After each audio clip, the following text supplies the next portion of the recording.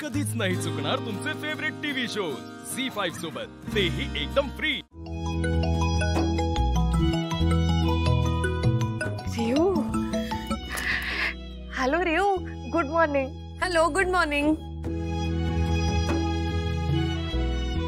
ताई कशी आहेस तू? तुला झोप लागली का तिकडे? तुला माहितीये का, मला ना कितीतरी वेळ झोपच लागत नव्हती। असं वाटत होतं कधी एकदा सकाळ होती आणि फोन लावून तुझ्याशी बोलते, असं झालं होतं मला।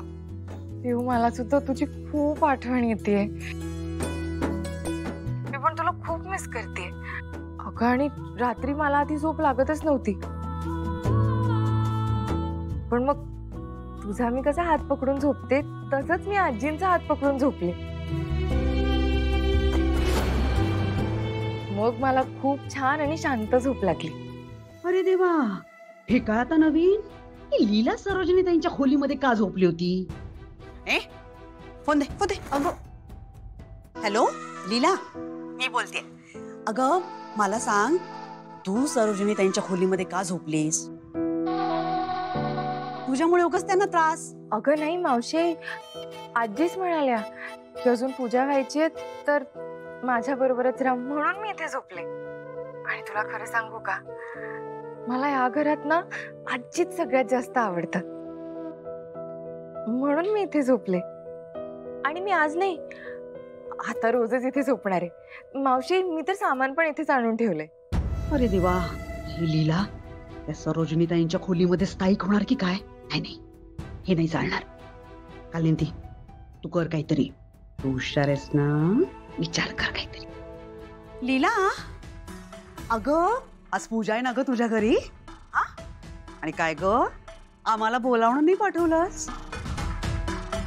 बरं, एक काम कर, सरोजिनी ताईंना सांगून आम्हाला पण पूजेसाठी बोलाव। हा कालिंदी, काही काय सांगतेस तिला? हे बघ, लेकीची एकदा पाठवणी केली ना की आपण फक्त तिची ख्याली खुशाली विचारायची असते।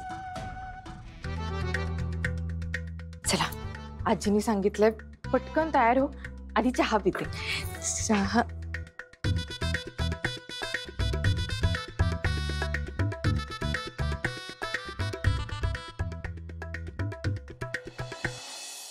चहाच नाहीये यात, आता कोणाला सांगू मी करायला? असं चहा न पिता माझ्या दिवसाची सुरुवात होणारच नाही, तर काय करू? दूध तर तापत ठेवलंय,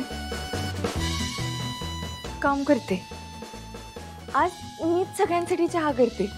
तसे तुझ्यामुळे सगळ्यांना खूप त्रास झालाय, निदान चहा पिऊन थोडस हसू तरी येईल सगळ्यांच्या चेहऱ्यावर।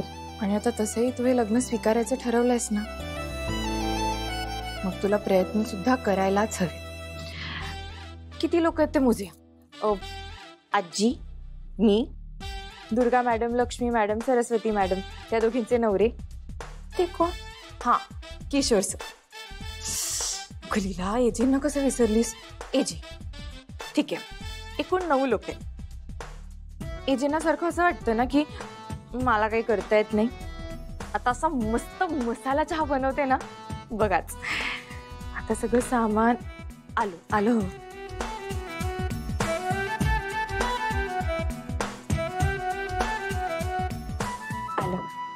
बाकी मसाले,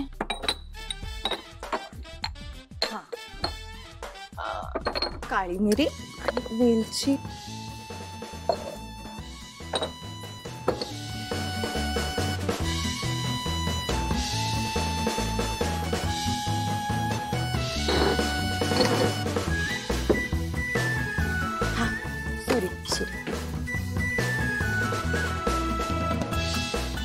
बापरे, एवढी मोठी? यांच्याकडे साधी सुरी नाहीये का? हा, ठीक आहे।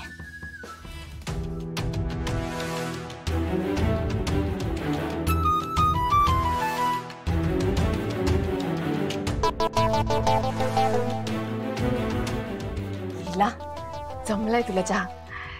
सगळ्यांना चहा दे, म्हणजे ते छान हसू येईल सगळ्यांच्या चेहऱ्यावर। वा लीला, हे पण आधी तू स्वतः चव घेऊन बघ, म्हणजे काही कमी जास्त असेल तर मग तसं सुधारायला।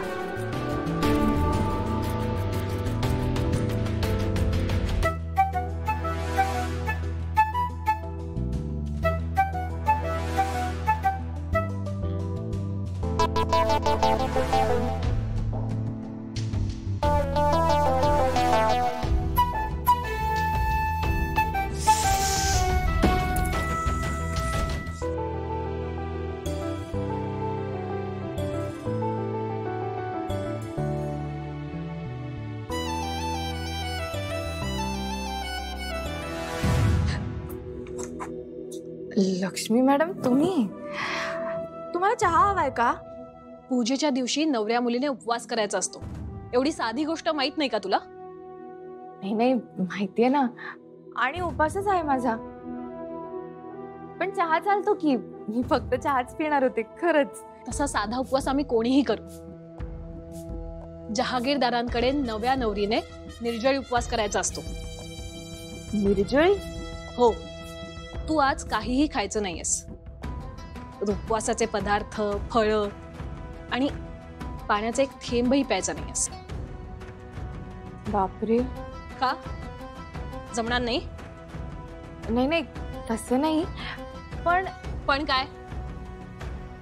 एजेने तुला स्वीकारावं, ह्या घरात तुला मान मिळावा असं वाटतंय ना?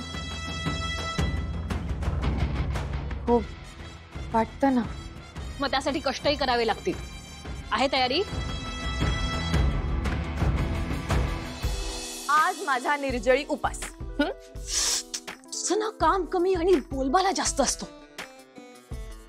ह्या उपवासाचं तुला फळ हवं असेल तर ह्याबाबत कोणालाही सांगायचं नाही. आणि हो, हे मी तुला सांगितलंय, हे कोणाला कळता कामा नये. कळलं का? का म्हणजे हे बघ, ह्या घरात तुला अजून कोणी स्वीकारलं नाहीये. ह्या घरच्या पद्धती मी तुला स्वतःहून सांगतेय. हे जर कोणाला कळलं तर मी तुला स्वीकारलं असं होईल ना. म्हणजे मी तुला चांगल्या भावनेने मदत करायची आणि सगळं माझ्यावरतीच उलटायचं. बरं ऐक, रात्रीच्या जेवणापर्यंत अन्नाचा एक कणही घ्यायचा नाहीस. कळलं? पाण्याचा एक थेंबही नाही. नाही नाही, बरोबर आहे तुमचं लक्ष्मी मॅडम. मी नाही सांगणार कोणाला.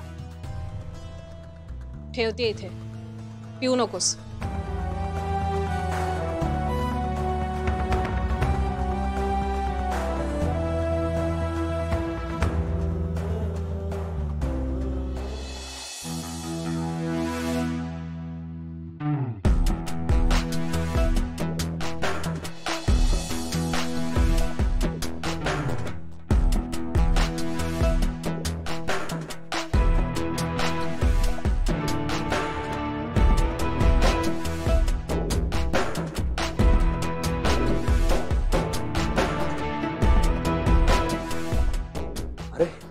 आजी, किती छान मांडलीस रे पूजा किशोर. हा, सुखी राहा. तू स्वतःहून पूजा करायला बसलास, मला बरं वाटलं रे. अगं आजी, आज आपल्याकडे सत्यनारायण आहे ना, हो, म्हणून म्हटलं तू जरा गडबडीत असशील, तुझा वेळ वाचवावा. छान केलंस.